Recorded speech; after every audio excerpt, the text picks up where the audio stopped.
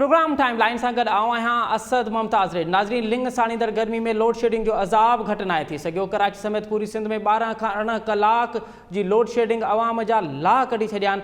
अॼु इन मौज़ू ते क़ौमी असेंबली में वफ़ाक़ी वज़ीर असद उमर लोड शेडिंग जो ज़िम्मेवार माज़ी जी हुकूमतुनि खे करार ॾींदे चयो आहे त गुज़िरियल 45 सालनि खां लोड शेडिंग जारी आहे। माज़ी जी हुकूमतुनि वाधू बिजली पैदा न कई, जंहिंजे करे अॼु ज़रूरत जेतिरी बिजली बि न आहे।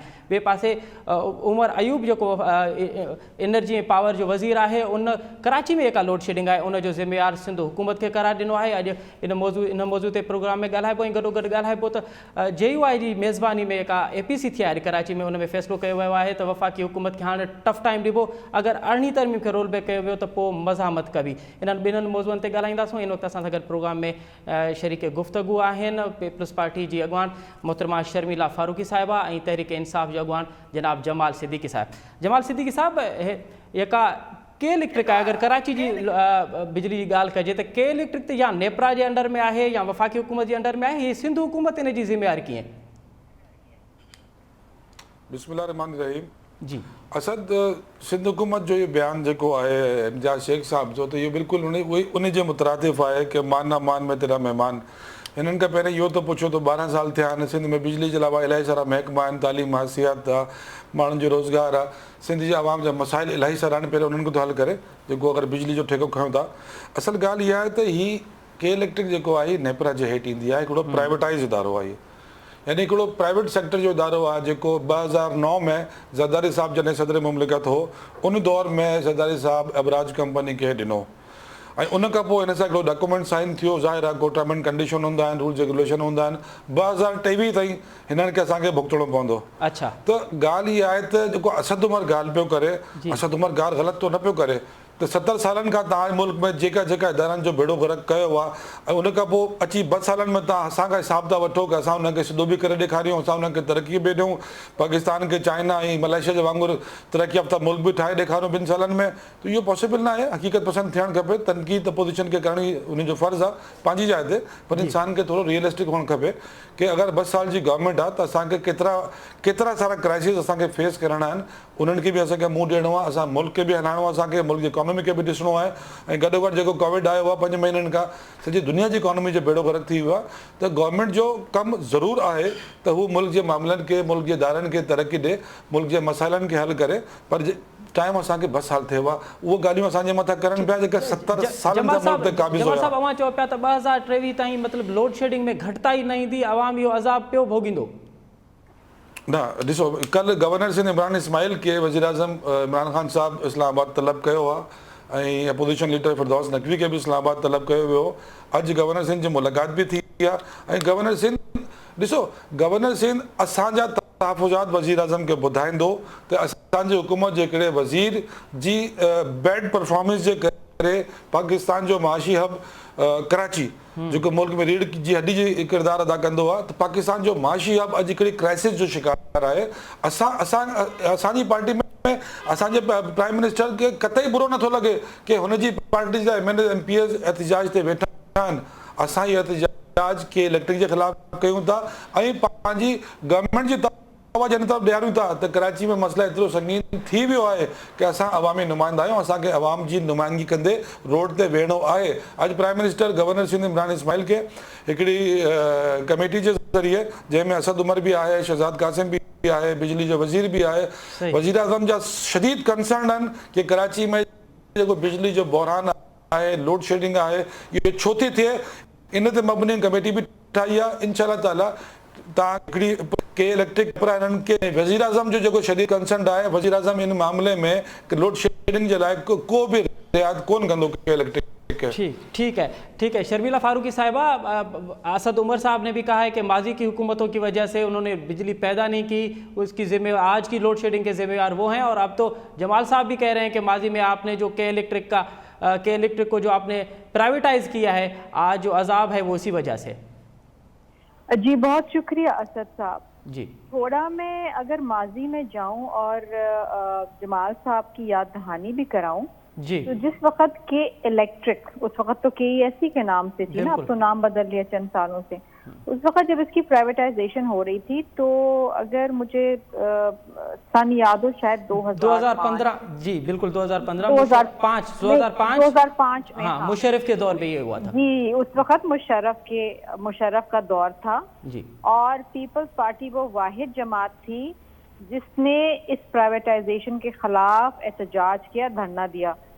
मुझे अब भी याद है कि उस वक्त जनाब मैं सियासत में नहीं थी, लेकिन मुझे याद है और मैंने अब तस्वीर भी बहुत अरसे पहले देखी कि राशिद रब्बानी साहब होते थे president Karachi division people's party के, वो धरना देते थे और वो एहतजाज करते थे। ये पीपल्स पार्टी वाहिद जमात थी। MQM कहती थी प्राइवेटाइज करो, सब भी वो हुकूमत में मुशर्रफ साहब के साथ बैठे हुए थे।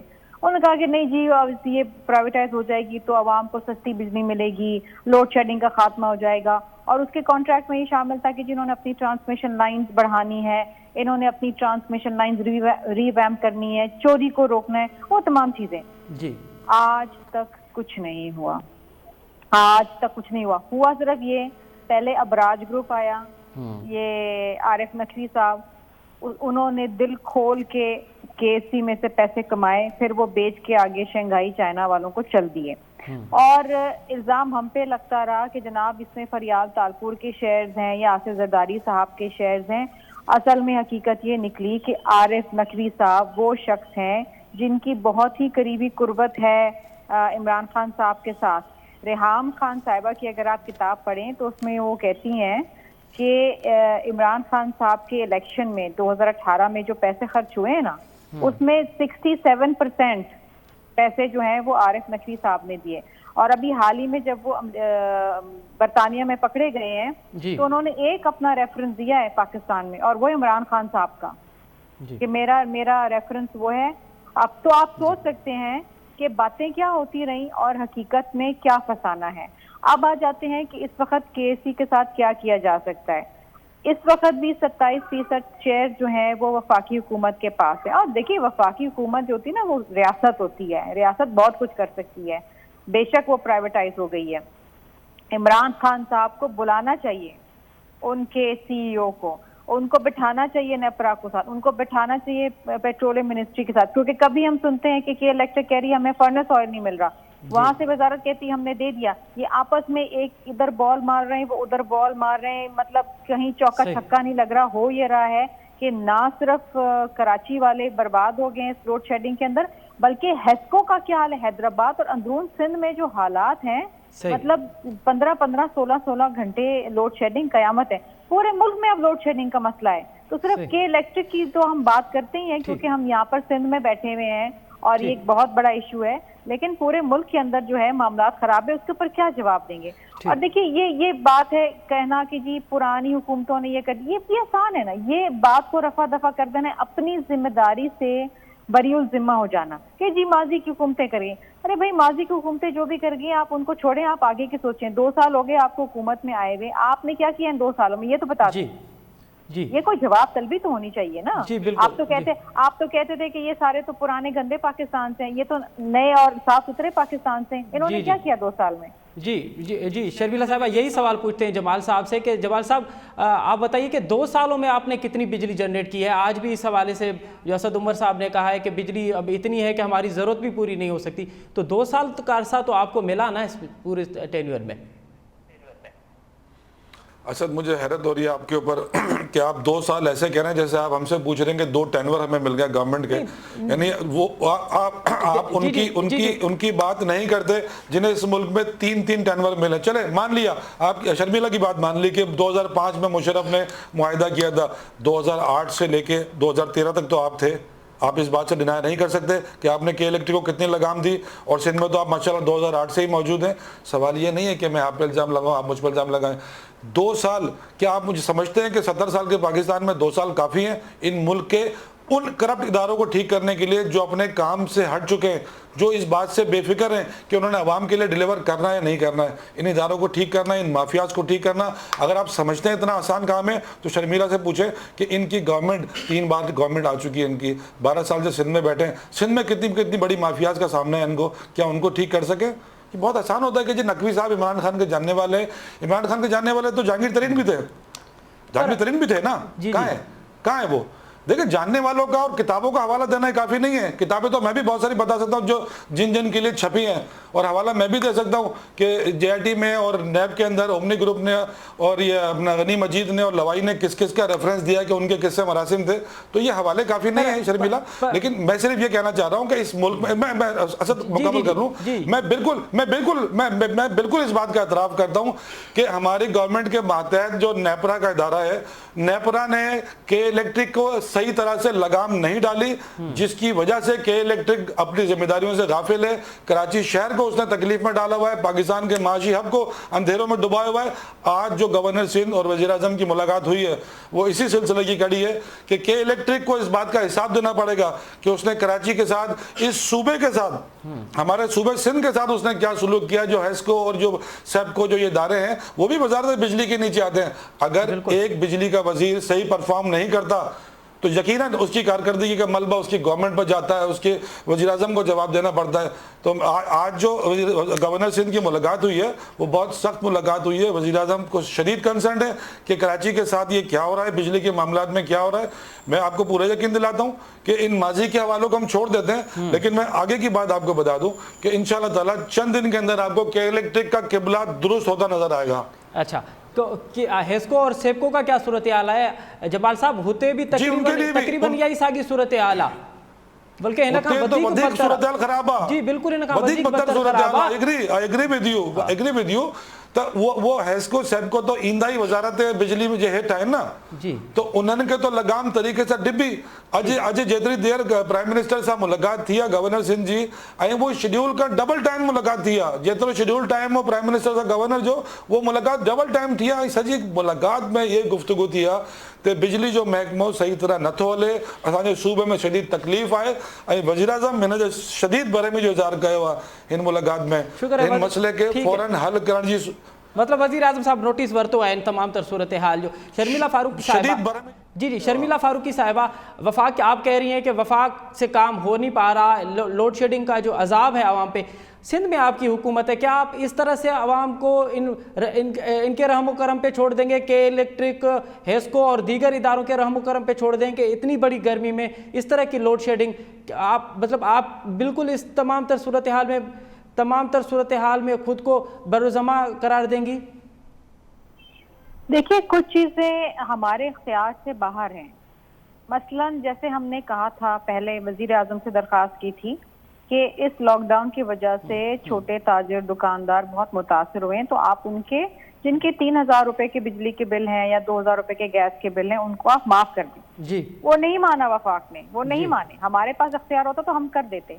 हमारे पास अगर के इलेक्ट्रिक होती तो हम उसकी बात पुरुष भी कर देते, उनको ठीक भी कर देते। लेकिन इस वक्त हम सिर्फ दरखास्त कर सकते हैं वफाक से, वफाकी इदारों से कि बराए मेहरबानी प्राइम मिनिस्टर को इनके साथ बैठें, इनके मसले हल करें, जो भी लाएमल निकालें। कोई मुश्किल काम नहीं है अगर इस पे करने चाहें। और अभी मेरे भाई बता रहे थे कि प्राइम मिनिस्टर साहब ने इसकी नोटिस ले लिया। अल्लाह करे कि प्राइम मिनिस्टर साहब इसकी नोटिस ना लें। जिस चीज का प्राइम मिनिस्टर साहब ने नोटिस लिया उसमें तबाही फैल गई है, वो तो फिर मिलती नहीं है आवाम को। अच्छा, गैस का नोटिस लिया, गैस चली गई, बिजली का नोटिस लिया, बिजली चली गई, तेल का नोटिस लिया, तेल चला गया, आटे का नोटिस लिया, आटा चला गया, चीनी का नोटिस लिया, चीनी चली गई, दवाइयों का नोटिस लिया, दवाइयां चली गई। आप मुझे बताइए बेचारे किस किस चीज का नोटिस वो लेते जा रहे हैं, वहां पर आवाम के लिए सिर्फ और सिर्फ बर्बादी सामने आ रही है। देखिए, ये कह देना बड़ा आसान है और मुझे समझ नहीं आता कि वफाकी वज़रा खड़े होकर पार्लियामेंट के अंदर पता नहीं क्यों सिंध की बात पुरुष करते हैं, अपनी वजारतें चलाएं, वफाक के इदारों को चलाएं। ये हर चीज में कहते थे कि जो हमारे पास इदारे हैं वो हम चलाएंगे। इनसे एक इलेक्ट्रिक नहीं संभल रही, अभी ये सिंध के 3 बड़े अस्पताल लेना चाह रहे हैं, ये कैसे चलाएंगे? जो इदारे इनके पास ऑलरेडी हैं, PIA इनसे नहीं चली, PIA को उनको बर्बादी इन्होंने कर दी है, PIA के पायलट की बर्बादी कर दी। इतनी रुसवाई पूरी दुनिया में हमारी हुई है जो आज तक नहीं हुई है। ठीक, मुझे आप जवाब दें कि दुनिया भर ने आज हमारे लैंडिंग राइट्स कैंसिल कर दिए हैं और हमारे जहाज जो हैं अब वो ग्राउंड हो गए। ये जो नुकसान PIA बर्दाश्त करेगा, ये कौन भरेगा? मुझे आप बताइए, कौन भरेगा? वजीर आजम साहब भरेंगे? मुझे बता, मास्क हमारे मुल्क के अंदर है नहीं लेकिन मास्क हम एक्सपोर्ट कर रहे हैं। पर्सनल प्रोटेक्शन इक्विपमेंट हमारे डॉक्टर्स के पास है नहीं लेकिन हम वो अमेरिका को गिफ्ट दे रहे हैं। मतलब इस किस्म की तो पॉलिसीज इनकी है, इनको पता नहीं ये कर क्या रहे हैं। और माजरत के साथ मुझे आप एक बात बताइए कि ये बैठ के यहाँ पर बातें करते हैं कि जी सिंध कर ले, सिंध क्योंकि कराची सिंध का हिस्सा है, क्योंकि सिंध के अंदर इनकी हुकूमत नहीं है, तो आप किस चीज का बदलाव हमसे ले रहे हैं? जी आप जी इसी तरीके से हमें हमारे साथ ट्रीटमेंट करें जिस तरीके से आपने बाकी सूबों में करना है जहाँ पर आपकी हुकूमतें ठीक हैं। ठीक लेकिन है माजरत के साथ आज जहाँ पर इनकी हुकूमतें हैं वहाँ पर भी जिस किस्म की बर्बादी फिरी हुई है, वो अवाम परेशान है। ठीक है वो लोग जिन लोगों ने इनको वोट डाला था वो कान पे हाथ पकड़ते। ठीक है अभी हम इनको वोट नहीं डालेंगे, हमसे बहुत बड़ी गलती ठीक होगी। है। अल्लाह शर्मिला ताला फारूकी माफ़ साहिबा, जमाल साहब शर्मिला फारूकी साहिबा चवे थी त इन्हनि खां को बि इदारो न पियो हले। हाणे अगरि वज़ीर आज़म साहब के इलेक्ट्रिक जो नोटिस वरितो आहे त इहो अञा परेशान कुन जी ॻाल्हि आहे। अगर शर्मिला के एतिरो ई यकीन आहे प्राइम मिनिस्टर जे नोटिसनि ते, त मां सम्झां थो कि प्राइम मिनिस्टर खे पोइ सभिनि खां पहिरियों सिंध गवर्नमेंट जो नोटिस वठणु खपे, अच्छा ताकि मामलो चैप्टर क्लोज थी वञे न। अच्छा, ॾिसो ये तमामु तव्हां मतिलबु इहो चयो था त इहो चैप्टर क्लोज थियणु घुरिजे हाणे? मां सम्झां थो अगर सिंध हुकूमत के एतिरो बिलीव आहे प्राइम मिनिस्टर जे नोटिसनि ते। ख्वाहिशात देखें, आप देखें असद साहब, इनकी ख्वाहिशात देखें। बस जहाँ इनकी हुकूमत नहीं है, बस जमाल साहब ने आज दिल की बात कह दी शायद। शर्मिला मेरी ख्वाहिश नहीं है, मैं तो आपका यकीन देखना चाह रहा था कि दिल की आपका यकीन कितना है प्राइम मिनिस्टर पे आ ही जाती है। दिल की जो हसरत नहीं मैं तो आपके यकीन को मजीद इस्तेकाम देना चाह रहा था कि अच्छा। एक नोटिस ये भी ले लेना ताकि आपको पूरा यकीन हो जाएगा कि प्राइम मिनिस्टर का नोटिस पॉजिटिव होता है नेगेटिव होता है। यहाँ अगर वो नोटिस ले सकते तो जरूर लेते। आपको याद होगा हमें तो बड़ी धमकियां आई थी, गवर्नर आज लगा देंगे, इमरजेंसी लगा देंगे। गवर्नर आज कभी भी नहीं लगाएंगे। ये कर, हाँ, आइन में बहुत सारी गुंजाइश है। गवर्नर आज के अलावा भी बहुत सारी अगर आप गुंजाइश है। इस्तेमाल कर पाते तो आप जरूर कर लेते हैं। अच्छा। आप लोगों का कोई बैद नहीं है। अच्छा, चले जमाल साहब, मैं सिर्फ शर्मिला आप बात का जवाब देखें। आप कह रहे हैं ना कि पाकिस्तान में मास्क नहीं है, मास्क मंगा रहे हैं। ये पैंडेमिक पूरी दुनिया में पहली दफा है। पूरी दुनिया में बहुत सारी चीज़ों का क्राइसिस है, लेकिन अल्हम्दुलिल्लाह आज पाकिस्तान में हमारी मिनिस्ट्री साइंस और टेक्नोलॉजी, जो आज से पहले 70 सालों में किसी काम की नहीं थी, साइंस का वजीर बस ऐसे ही घूमता फिरता रहता था। मैं फवाद चौधरी को अप्रिशिएट करता हूँ कि उन्होंने अपनी मिनिस्ट्री में पाकिस्तान में लोकल वेंटिलेटर बना लिए हैं। आपके इल्म में होगा ये पीटीआई के काम नहीं आएंगे, ये पीटीआई के वर्करों के काम नहीं। कल आपकी हुकूमत होगी इस मुल्क में, आपके काम आएंगे। जो भी हुकूमत करेगा उसके काम आएंगे। ये तो इदारों को आहिस्ता आहिस्ता बेहतर किया जाता है। आपको गिला है पीआईए का, मैं समझता हूँ बहुत बड़ा स्टेप उठाया है। ये कोई बहादुर लीडर ही उठा सकता है, ये कोई बहादुर हुक्मरान नहीं उठा सकता है कि इतना बड़ा स्टेप। आज यूरोपीय यूनियन ने पाबंदी लगा दी है। आप पाकिस्तान इंटरनेशनल एयरलाइन को स्क्रूटनाइज करके आप यूरोपीय यूनियन में जाएं और अपना मुकदमा लड़ें। अगर आपको वो 3 महीने में पीआईए बहाल करता है तो आप असेंबली में खड़े होकर फखरिया कह सकते हैं कि मैंने एक इदारे को बैनुल-अक़वामी रिकॉग्निशन दे दी। अगर आपको बैनुल-अक़वामी रिकॉग्नाइज हो जाएगा आपका इदारा, आपके मुल्क के लिए भलाई है, आपके मुल्क के लिए नेक नामी है, तो इसमें कोई बुराई नहीं है। चले जमाल साहब, आपने सिंध हुकूमत का जिक्र किया, तो आज एपीसी हुई है जेयूआई की सरबराही में। उसमें फैसला किया गया है कि अगर 18वीं तरमीम को वफाकी हुकूमत ने रोल बैक किया तो फिर मज़ामत की जाएगी। आप ये सवाल क्यों उठते हैं और आपका 18वीं तरमीम को रोल बैक करना क्यों चाहते हैं? रोल बैक नहीं हो सकती। नहीं देखें, 18वीं तरमीम कोई रोल बैक नहीं कर रहा है। तो मैं यही बता रहा हूँ, इनको हर वक्त ख्वाब में भी 18वीं तरमीम आती है, इनको ख्वाब में भी गवर्नर राज आ रहा होता है। ना गवर्नर राज लगा रहे हैं, ना 18वीं तरमीम को रोल बैक कर रहे हैं। आइन में बहुत सारी नई तरमीमें आ जाती हैं, किसी तरमीम को ख़त्म नहीं किया जाता, और अगर कहीं ज़रूरत पेश आती है तो तरमीम लाई जा सकती है। और ये हमारा जमहूरी प्रोसेस है, इसमें कोई बुरी बात तो नहीं है। लेकिन मौलाना साहब की जो एपीसी है, वो मौलाना साहब की एपीसी जो बेसिकली वो पूरे मैच से बाहर हो गए। अब वो पवेलियन में बैठ के तालियां बजा रहे हैं, तो वो सिर्फ रास्ता ढूंढ रहे हैं कि मैं किसी तरह से ग्राउंड में आ जाऊं, जो कि उनको मिलने वाला नहीं है। उन्होंने माजी में नवाज शरीफ के साथ भी इत्तेहाद किया तो पीपल्स पार्टी को, मोहतरमा शहीद को बुरा भला कहते थे। ठीक, ये वक्त उनको याद नहीं है पीपल्स पार्टी को। और जब वो पीपल्स पार्टी के साथ थे तो नवाज शरीफ को बुरा भला कहते थे। उन्हें इक़्तिदार में रहना है। आज अल्हम्दुलिल्लाह पाकिस्तान के ये तीनों खिलाड़ी इक़्तिदार के खेल से बाहर हैं, तो इन्हें बड़ी शदीद तकलीफ है कि हम किस तरह से इसके ग्राउंड के अंदर आए। ठीक है शर्मिला फारूकी साहिबा, जमाल साहब कह रहे हैं ना 18वीं तरमीम खत्म होगी ना गवर्नर राज लगेगा। ये तो फिर आपको शिकायत नहीं करनी चाहिए और अप्रिशिएट करना चाहिए जमाल साहब की इस स्टेटमेंट को।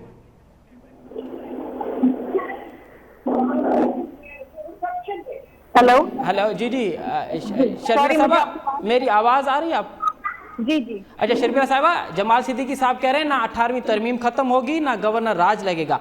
मैं समझता हूँ इस स्टेटमेंट को तो अप्रिशिएट करना चाहिए, पीपल्स पार्टी को वेलकम करना चाहिए। अगर 18वीं तरमीम भी खत्म नहीं हो रही और गवर्नर राज का जो एक सिनेरियो बनाया गया था कि गवर्नर राज सिंध पे लागू किया जा रहा है, तो वो तो उसको भी उसकी भी तरदीद कर रहे हैं। सिद्दीकी साहब समझदार हैं और जाहिर बात है कि इनकी जमात में बहुत कम ही लोग ऐसे हैं जो समझदार हैं और समझदारी की और संजीदगी से बात करते हैं। तो जाहिर बात है कि गवर्नर राज लगाना वो पहले का जमाना नहीं रहा, ना वो आइन की वो शिकें अब मौजूद हैं उस आइन के अंदर जहां पर आप गवर्नर राज भी लगा देते थे और इलेक्टेड गवर्नमेंट को बर्खास्त भी कर देते थे। और ये मेहरबानी है 18वीं तरमीम की कि ये सदर आसिफ अली जरदारी साहब ने एक बहुत बड़ा बेड़ा उठाया था जो सारे इख्तियारात वापस वजीर आजम को और पार्लियामान को दिए। तो ये वो 18वीं तरमीम है जिससे आज प्राइम मिनिस्टर बहुत पावरफुल है।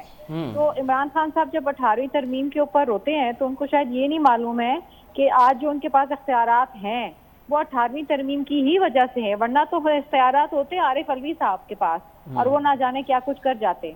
ठीक ठीक ठीक है जमाल साहब, उज़ैर बलोच की JIT के बाद अब जो उसका बयान हल्फी है आज उस पर बात की गई कौमी असम्बली पे, तो अगर ये शुरू से ही अगर बयान हल्फी पे बात होती तो ये मसला आप नहीं समझते कि ये जो JITs को कंट्रोवर्शियल बनाया गया है, शुरू से ही अगर बयान हल्फी पे बात होती तो ये मामला कंट्रोवर्शियल नहीं बनता?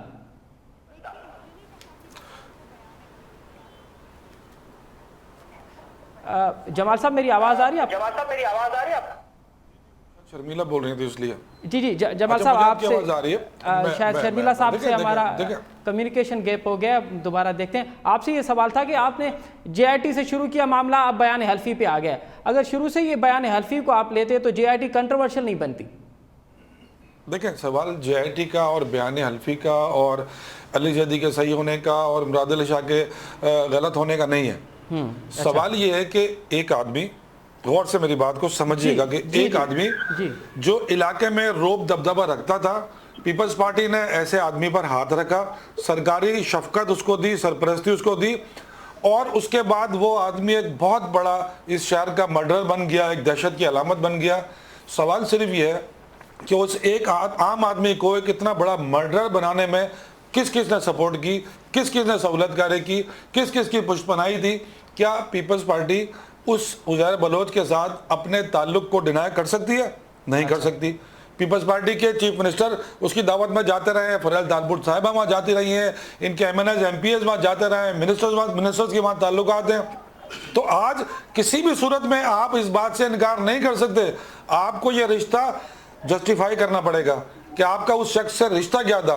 अगर वो पीपल्स पार्टी का कारकुन था तो उससे आपको क्या मदद चाहिए थी जो आपने उसको पूरी कानूनी और रियासत की पूरी सपोर्ट दी है कि आज तक उसको कोई पुलिस पकड़ने को तैयार नहीं है, उसके खिलाफ कोई FIR पे अमल होने को तैयार नहीं है। तो उस आदमी से आपने क्या लेना था? मुझे उज़ैर बलोच से कोई हमदर्दी नहीं है, लेकिन उसको 190 लोगों का कातिल बनाने में किसने मदद की? 2008 से लेकर 2020 तक यही वो टाइम है जब कराची में उज़ैर बलोच की दहशत थी। इस दौरान सूबाई हुकूमत की जो आशीर्वाद उज़ैर बलोच के साथ थी, सिंध हुकूमत को और पीपल्स पार्टी को, इसको पहले जस्टिफाई करना पड़ेगा। जमाल साहब, उस वक्त का जो होम मिनिस्टर था जो ये कहता था मैंने लाखों हथियार दिए, वो आज आपके साथ बैठे हुए हैं। भाईजान, आज आप उमर अयूब की जो नालायकी है या उसकी बैड परफॉर्मेंस है, उसकी परफॉर्मेंस के जिम्मेदार आप प्राइम मिनिस्टर को करार देते हैं ना कि जी पीपल्स पार्टी PTI की हुकूमत है, यही कहते हैं ना आप जी। तो वो वजीर दाखिला का कसूर उतना नहीं है जितना पीपल्स पार्टी के सरबराह का कसूर है कि जिसने अपने लोगों को ये कहा कि जाके उनसे अलाइन करो। उनसे फायदे क्या लेने थे? उज़ैर बलोच से कोई तो फायदा लेना होगा, और एक टास्क था उज़ैर बलोच का कि आपने हमारी लियारी कंट्रोल करके वापस देना है। तो सियासत में इलाके जीतने और इलाके फतह करने के लिए यह तरीका नहीं होता कि आप किसी मुजरिम का सहारा लें जो आम आदमी की जिंदगियां खा जाए। ठीक है, तो इस बात का हिसाब तो ज़रदारी साहब को भी देना पड़ेगा। ठीक है। शर्मिला फारूकी साहिबा, जमाल साहब कह रहे हैं कि पीपल्स पार्टी का जो उज़ैर के साथ ताल्लुकात रहे हैं माजी में, वो उसको डिनाई नहीं कर सकते, और उज़ैर को जो पावर देने का मकसद ये था कि उसको एक इलाके में कंट्रोल करना था। देखिए, जहाँ तक उज़ैर बलोच का ताल्लुक है तो आपको शायद वो भी तमाम फुटेजेस और वो अखबारात की क्लिपिंग्स में अगर आप चाहें तो आपको भिजवा दूं जी कि जब पीपल्स पार्टी ने लियारी से कराची ऑपरेशन शुरू किया तो पूरा का पूरा लियारी हमारे खिलाफ खड़ा हो गया और उसमें सरे फहरिस्त उज़ैर बलोच था, जिसने ये भी यहाँ तक भी कहा कि अगर इलेक्शंस होता है लियारी में तो मैं बिलावल भुट्टो जरदारी के खिलाफ लड़ूंगा।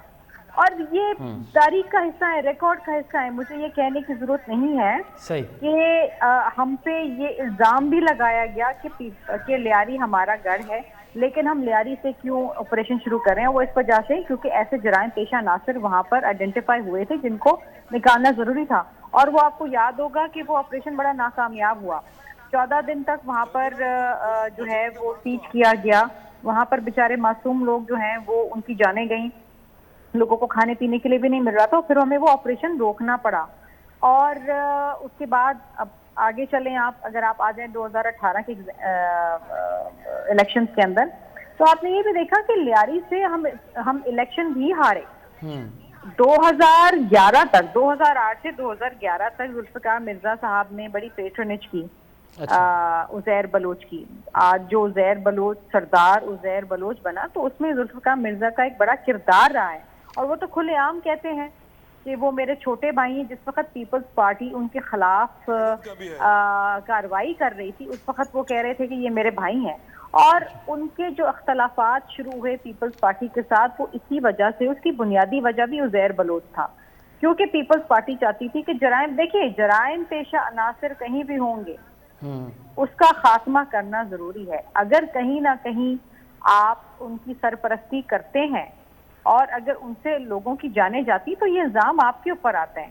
पीपल्स पार्टी में कभी भी कोई क्रिमिनल इंटेंट नहीं रहा, ना कभी पीपल्स पार्टी की कोई अस्करी विंग रही। आप लोग अक्सर बात करते हैं सानिया नाज और जावेद नगोरी साहब की। जिस वक्त वो एक वीडियो सामने आई तो उसके अगले दिन जावेद नगोरी साहब को वजारत से फारिग कर दिया गया। अच्छा। और आपको याद होगा कि आगे चल के जावेद नगोरी साहब के भाई भी कत्ल हुए। तो ये वो लोग थे जिन्होंने पीपल्स पार्टी का साथ दिया, पीपल्स पार्टी के टिकट पे इलेक्ट होके आए। लेकिन इशू क्या है? इशू ये है कि इस वक्त उज़ैर बलोच की जीआईटी डिस्कस हो रही है, और ये डिस्कस हो रहा है कि जनाब वो सही है कि गलत है जो सिंध गवर्नमेंट ने रिलीज करी है। जो अली जैदी के पास दो हैं, एक उन्होंने देखा, इसने कहा ये तो साइन ही नहीं हुई, किसी के भी साइन नहीं है। एक है जिसपे 4 साइन हुए। अब देखिए कोई भी 3-4 जीआईटी नहीं हो सकती, एक जीआईटी है। लेकिन मैं हैरान हूँ कि कोई भी जो बल्दिया फैक्ट्री की जीआईटी है उसके बारे में बात करने को तैयार नहीं है, जहाँ पर 250-300 लोगों को दिन दहाड़े आग में जला के भून दिया, और वो इनके इत्तेहादी बने हुए एमक्यूएम वाले इनके साथ हुकूमत में बैठे हुए हैं। ठीक है। अभी आपको याद होगा कि पिछले दिनों जो मोहम्मद अनवर साहब है, जो उनके बहुत सीनियर रहनुमा एमक्यूएम के, उन्होंने कहा कि जी हम इंडिया से फंड लेते थे और कराची के अंदर हम कत्लो गारत कराते थे। ठीक है। मुझे आप बताइए वो डिस्कस नहीं किया जा रहा है। ठीक है। उनसे नहीं पूछा जा रहा है, उनके लोग तो बैठे ठीक, यही शर्मिला साहबा यही पूछ लेते हैं जमाल साहब से कि जमाल साहब आपने उज़ैर पर तो फोकस किया, लेकिन आपके बल्दिया फैक्ट्री पे आपका इतना प्रेशर क्यों नहीं है कि आप ये भी मुतालबा करें कि बल्दिया फैक्ट्री के जो मुल्जिम हैं उनको सजा दी जाए? और आपका इत्तेहाद अब इस जीआईटी के बाद इत्तेहाद आप कैसा चलेगा?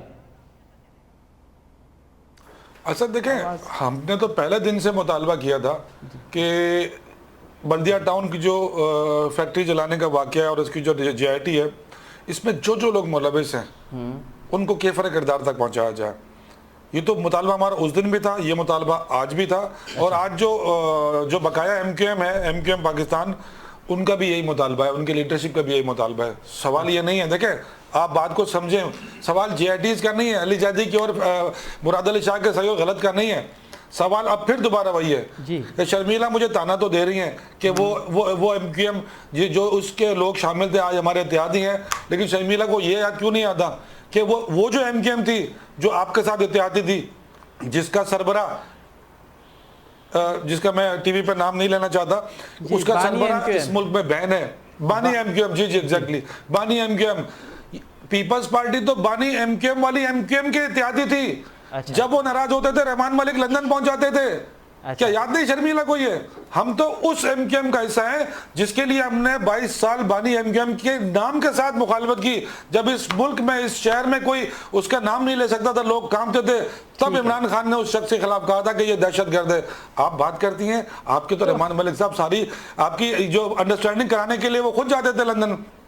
ठीक है, तो मैं इस वक्त गलत और सही का सवाल नहीं है, सवाल ये है कि एमक्यूएम भी उन उस वाक़े से अपने आप को बरीजुमा, उन लोगों से अपने आप को बरीजुमा करार नहीं दे सकती जिस तरह उज़ैर बलोच के साथ, ठीक है, आसिफ जरदारी साहब, उनकी पूरी टीम अपने आप को अलग नहीं कर सकती, बशमूल शर्मिला खुद उज़ैर बलोच के मेहमान नवाजी अपने खा चुकी हैं उसकी।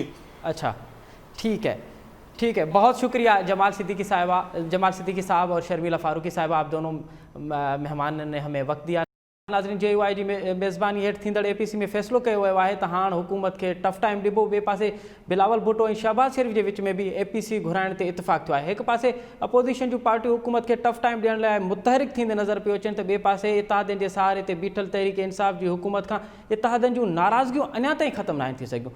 काफ लीग ऐं BNP मैंगल खां पोइ हाणे GDA भी वफ़ाक़ी हुकूमत खां शिकायतूं रखे थी पई। आख़िर में GDA जे हुकुमरान, GDA जे अॻुवाणनि ते प्रेस कॉन्फ्रेंस में कंदे वफ़ाक़ी हुकूमत खे नाहिल ऐं सिंध हुकूमत खे चोर करार ॾिनो आहे। इन मौज़ू ते ॻाल्हायूं था। हिन वक़्तु असां सां गॾु प्रोग्राम में शरीक गुफ़्तगू आहे GDA जो तर्जुमान ऐं फंक्शनल लीग जो अॻुवाण जनाब सरदार रहीम साहब। सरदार रहीम साहब अस्सलाम वालेकुम। सरदार साहब अस्सलाम वालेकुम। आवाज़ आ रही है मुझे? जी जी जी जी जी सरदार साहब, पहले तो ये बताइए कि आपको वफाकी हुकूमत से क्या शिकायतें हैं और आपकी शिकायतें कैसे हैंडल कर रही है वफाकी हुकूमत?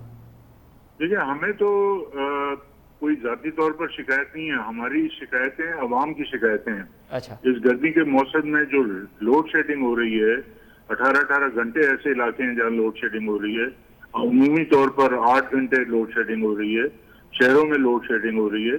तो इस कोरोना के माहौल में और ये गर्मी के अजाब में इस किस्म की जो मैनेजमेंट है बिजली ना होने की, जबकि सबके फैक्ट्रियां बंद हैं, कारोबार बंद हैं, उसके बावजूद भी लोड शेडिंग का कोई जवाब नहीं है। तो ये शिकायतें हमारी जो हैं, ये अवाम की शिकायतें हमने पहुंचाई हैं फेडरल गवर्नमेंट को। उस दिन गवर्नर हाउस में जो वफाकी वजीर पावर के हैं उमर अयूब साहब, उनको भी हमने बरमला तरीके से ये बातें की हैं और प्रेस कॉन्फ्रेंस में भी हमने बातें की हैं। और हमें उम्मीद है कि हमारी ये मुस्बत जो शिकायत है या क्रिटिसिज्म है, इसको जो है खातिर में लाया जाएगा और कोई बेहतरी आएगी सारे निज़ाम में। अच्छा सरदार साहब, आपको लगता है कि 2 सालों में क्योंकि वफाकी हुकूमत इतना खास डिलीवर नहीं कर पाए, लोड शेडिंग है, मुआशी बहरान है, आटे का बहरान है, चीनी का बहरान है, इसी वजह से आपने उनको नाहिल करार दिया था? नहीं, देखिए, बुनियादी बात अलग है। अच्छा। ये तो वक्त तो लगता है, गवर्नमेंट उनकी पहली दफा वो गवर्नमेंट में आए, चीजें निज़ाम समझने में, फिर पाकिस्तान की इस्टेब्लिशमेंट भी आसान तो नहीं है। अच्छा। आपकी ब्यूरोक्रेसी जो है वो काम नहीं करने देती, लेकिन उसके बावजूद भी जब आप सियासत में होते हैं, आपकी 22 साल की स्ट्रगल है आप कहते हैं, तो आपको ये सारी तैयारी तो करनी चाहिए थी। अच्छा। और उसके अलावा अब 3 साल आपके पास बाकी हैं। तो हम ये समझते हैं कि जमहूरी निज़ाम में जो इलेक्शन का टाइम है, जो कि आपको मुद्दत मिलती है, उसमें आपको परफॉर्म करना होता है। तो ये नहीं है कि 2 साल में अगर परफॉर्म नहीं किया तो उनको घर भेज दिया जाए, बल्कि इन पर नजर रखी जाए, इनको मुस्बत तरीके से जो है आगाह किया जाए कि लोगों की क्या शिकायतें, और इनकी इस्लाह करने की कोशिश की जाए। क्योंकि ये पाकिस्तान को हमने अपने आपस में लड़के और निफाक की वजह से बहुत नुकसान पहुंचा है। तो मैं समझता हूं कि पॉजिटिवली हमने क्रिटिसाइज किया है और बिल्कुल हम उस पर स्टैंड करते हैं, और हमें उम्मीद है कि हमारी बात सुनी जाएगी और इम्प्रूवमेंट होगी सिस्टम में। आपकी प्रेस कॉन्फ्रेंस के बाद किसी तहरीक इंसाफ के रहनुमा ने या तहरीक इंसाफ की वफाकी हुकूमत की जानिब से आपसे रब्ता किया गया कि आपकी शिकायतें दूर की जाएंगी, हमने नोटिस ले लिया तमाम तर मामलों का? जो वफाकी वजीर पावर के हैं जी, उमर अयूब साहब, वो पानी और बिजली के, वो उन्होंने हमारे साथ वीडियो लिंक पे थे और आफरीन है उन पे, वो कोई 4 साढ़े 4 घंटे हमारी बातें सुनते रहे बड़े तामुल के साथ। उसमें सेपको के जो चीफ है उनको भी बुलाया था, हेस्को के चीफ को भी बुलाया था, और कराची इलेक्ट्रिक के भी जो सरकर्दा लोग हैं वो भी उस मीटिंग में शामिल थे। तो हमने तो वही सारी बातें की हैं, लेकिन एक सियासी जमात के तौर पर, एक अलाइंस के तौर पर, उनके दोस्त के तौर पर हम अपना फर्ज समझते हैं कि हम ये प्रेशर रखें ताकि वो कोई डिलीवर कर सकें और इस जिम्मे में कोई बेहतरी ला सकें। अरे सरदार साहब, यहाँ सिंध में जो तहरीक इंसाफ की पार्टी है, उनके जो मुतालबात रहे हैं स्पेशली गवर्नर राज के और मालियाती इमरजेंसी के, क्या ये भी हकीकत है कि उन मुतालबात से भी आपकी और उनसी बन नहीं पाती आप इताद में तो हैं, लेकिन ये उनके जो मुतालबात हैं इसकी वजह से भी आपको परेशानी का सामना करना पड़ता है? परेशानी है। मिसाल गवर्नर राज के मुतालबे से आपको कोई परेशानी नहीं है? जी, मैं आपका सवाल समझ गया। हमें कोई परेशानी नहीं है, हम सियासी लोग हैं। इस किस्म के मुतालबात जो हैं लोग सियासी जमातें अगर करना चाहती हैं करें, लेकिन हम जीडीए के तौर पर हम जमहूरियत को पटरी से नहीं उतरवाना चाहते। हम नहीं चाहते कि इस तरह के, हालांकि वो आईनी तरीका है, अगर माली इमरजेंसी भी लगाई जाती है वो आइन में दर्ज है, आइन के आर्टिकल्स के तहत ही होगा। अगर गवर्नर राज भी होगा तो वो आइन के तहत होगा, लेकिन वो कोई अच्छी बात नहीं है। हम समझते हैं जो मैंडेट है उसको पूरा होना चाहिए, लेकिन एक सियासी जमात का एक हक है कि अपनी बात जो है बरमला तौर पर लोगों के सामने लाए और जो भी गलत काम हो रहा है उसको उजागर करें। लेकिन सिंध में 12 साल से आप देख रहे हैं कि क्या हो रहा है। ठीक है। अगर मैं ये कहूँ कि कुछ नहीं हो रहा, सिर्फ माल बनाया जा रहा है, तो गलत नहीं होगा। तो सिंध के अवाम का क्या कसूर है कि पीपल्स पार्टी 12 साल से जो है इक़्तिदार पे काबिज है और सिंध के अवाम को कोई रिलीफ नहीं दे सक रही है। सिर्फ भुट्टो का नाम जो है वो उन्होंने रखा हुआ है कि जिंदा है और उसी पर वो खिलते हैं, लेकिन अवाम के बीच में अवाम को रिलीफ देने में वो बिल्कुल नाकाम रहे। बहुत शुक्रिया सरदार रहीम साहब, आपने हमें वक्त दिया। नाज़रीन, हिन सां गॾु रेडियो के प्रोग्राम जो वक्त पंहिंजी पुराणी ते पहुतो। असद मुमताज़ रेड खे ॾींदा इजाज़त। अल्लाह वाही।